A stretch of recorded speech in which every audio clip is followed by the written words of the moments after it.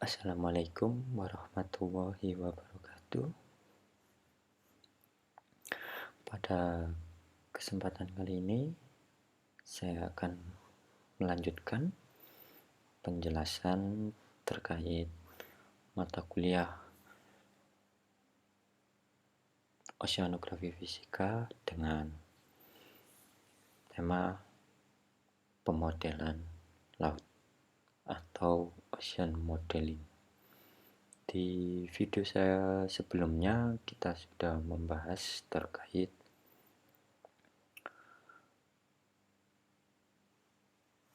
pemodelan, apa itu pemodelan, dan harapan saya teman-teman di sini sudah memahaminya.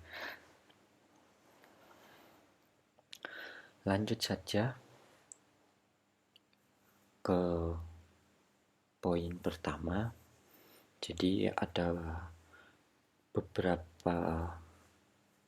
adalah beberapa contoh simbol yang biasa digunakan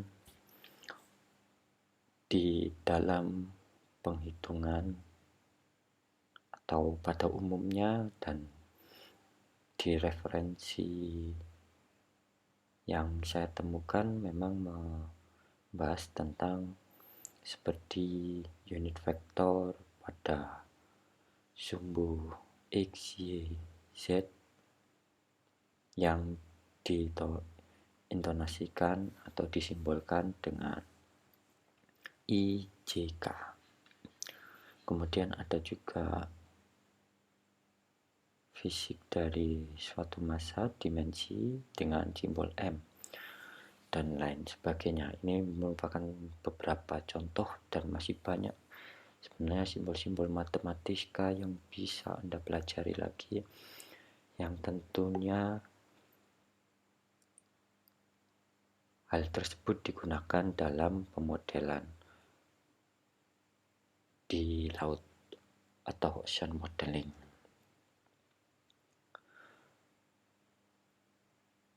Kemudian sebagai pendahuluan di dalam pemahaman ocean modeling, kita harus paham dulu terkait konsep pendekatan model, di mana konsep pendekatan model ini terdiri dari yang pertama, yaitu identifikasi masalah atau isu. Jadi kita perlu mengidentifikasi masalah apa yang sedang ada atau sedang terjadi, atau memang dari waktu ke waktu selalu terjadi, dan bisa juga dikaitkan dengan iklim pada musim-musim tertentu. Isu-isu tersebut terjadi. Seperti itu masalah-masalahnya. Sebagai contoh, masalah yang bisa diidentifikasi adalah di Indonesia kita mengenal arus lintas Indonesia yang mengalir dari utara ke selatan. Masalahnya adalah bagaimana arus tersebut mengalir, kemudian berapa besar kecepatan arus tersebut dari utara ke selatan, dan lain sebagainya. Kemudian yang kedua adalah formulasi model. Formulasi model ini ditujukan untuk mengetahui atau membuat model yang nantinya model mana yang cocok. Seperti yang pernah saya jelaskan, ketika ada model A diterapkan pada lokasi A, kemudian dari lokasi A akan diterapkan lokasi B, tentunya ini perlu adanya penyesuaian. Hal ini berdasarkan berbagai macam pertimbangan seperti topografi, misal di laut, seperti boundary, batas-batasnya. Kemudian hal-hal lainnya yang bisa jadi di lokasi A tidak ada, akan tetapi di lokasi B menjadi ada. Kemudian yang ketiga adalah penyelesaian model. Dari identifikasi masalah, kemudian penentuan formulasi, kemudian penyelesaian model. Model seperti apa yang harus diselesaikan, apakah rumit atau tidak, apakah perlu resolusi tinggi atau tidak, ini harus bisa diselesaikan model tersebut. Dan terakhir adalah interpretasi dan verifikasi model. Tentunya dengan verifikasi dan bagaimana kita cara menginterpretasikannya, dan model tersebut akan menjadi lebih baik dan valid. Verifikasi diperlukan hal ini untuk mengetahui seberapa baik model tersebut. Verifikasi bisa digunakan dengan menggunakan statistik.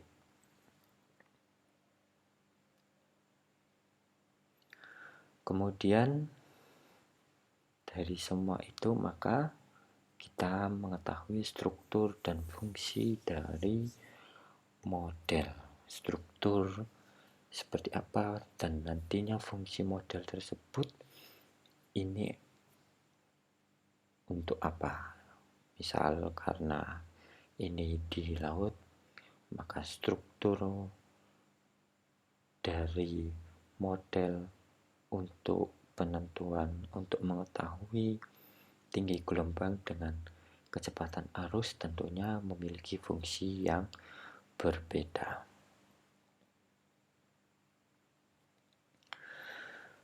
Berikutnya yaitu terkait penyusunan model.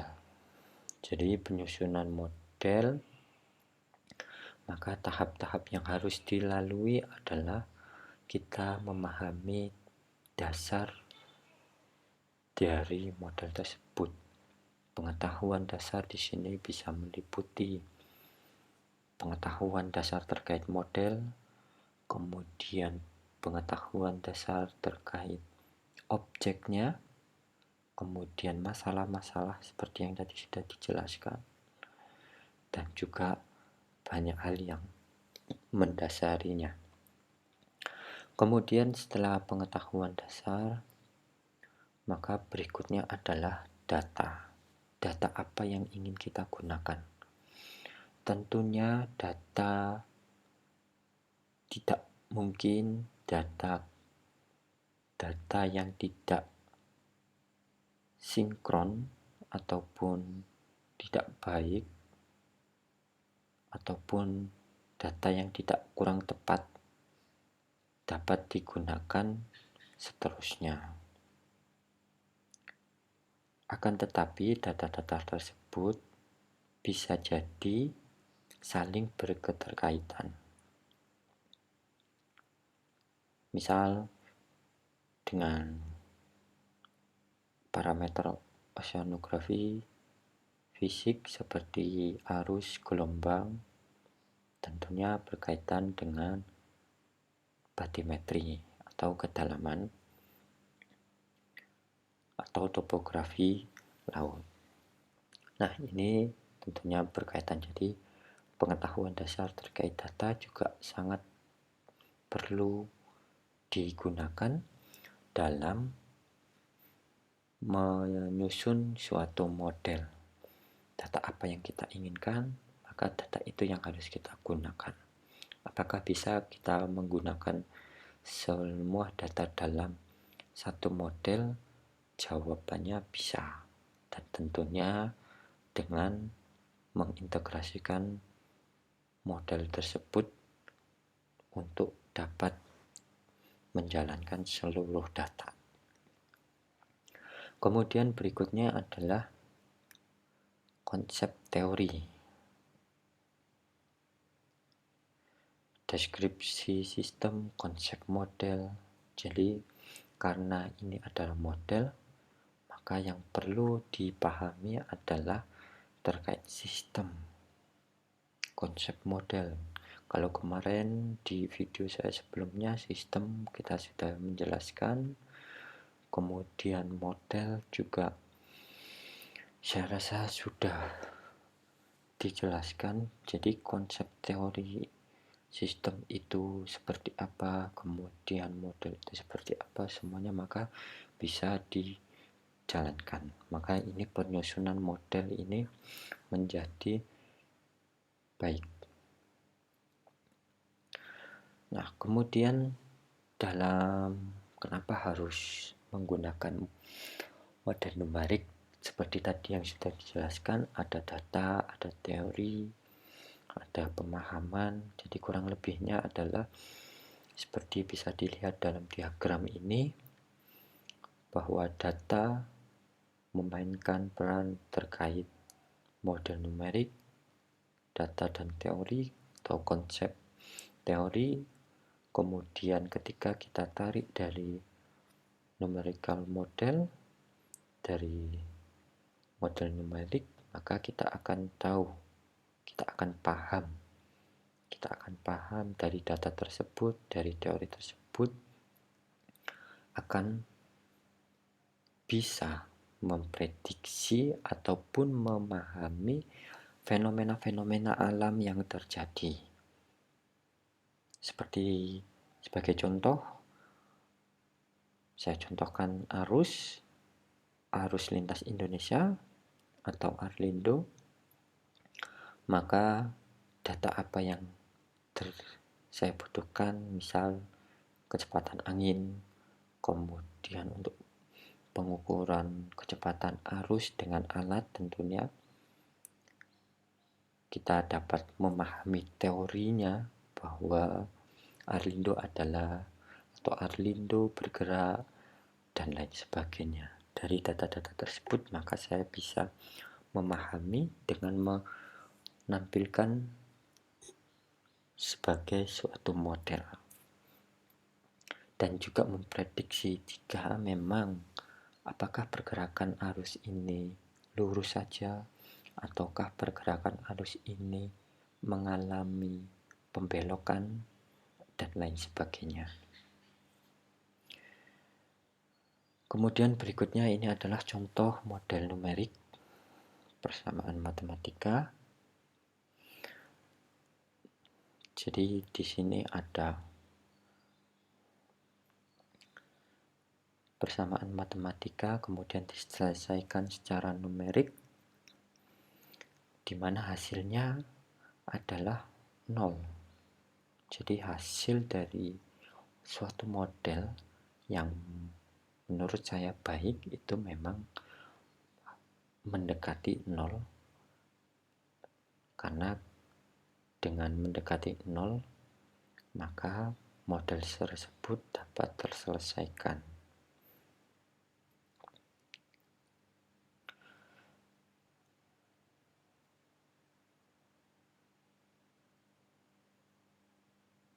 Kemudian contoh model empirik menghitung pH laut. Dari persamaan ini di mana H+ merupakan konsentrasi ion hidrogen yang didapatkan dari perhitungan.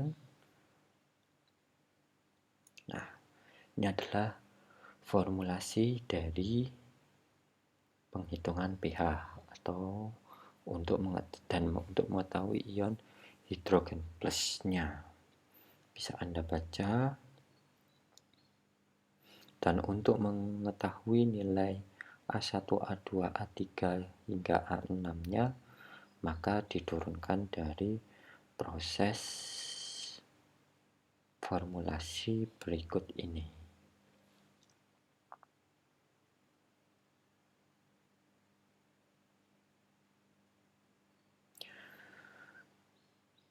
Dengan menghitung A1, A2, A3, maka kita bisa mengetahui ion hidrogen H+-nya dan kemudian kita bisa mengetahui dari nilai pH. Sebagai contoh pH di laut.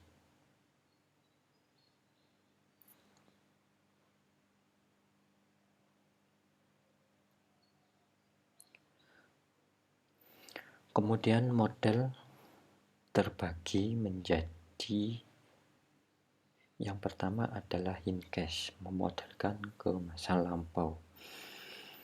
Model ke masa lampau ini untuk mengetahui, sebagai contoh, apakah sama beberapa waktu yang lalu, pergerakan arus beberapa waktu yang lalu, atau beberapa tahun, atau beberapa dekade, atau beberapa juta tahun yang lalu, hal tersebut sama dengan kondisi sekarang. Kemudian yang kedua adalah nowcast untuk memodelkan sekarang. Dari hindcast memodelkan masa lampau dengan memodelkan kondisi saat ini, apakah sama, atau memodelkan saat ini. Nowcast-nya adalah hari ini, jam ini, dengan data yang ada, dengan data penggunaan sekarang, kita modelkan untuk mengetahui kondisi parameter fisik. Kemudian forecast-nya untuk memodelkan masa yang akan datang, atau sebagai disebut forecast prediksi. Forecast yaitu prediksi. Jadi memprediksi bisa beberapa jam ke depan, atau beberapa hari ke depan, beberapa minggu, beberapa bulan, beberapa musim yang akan datang, tahun yang akan datang, dan banyak sekali.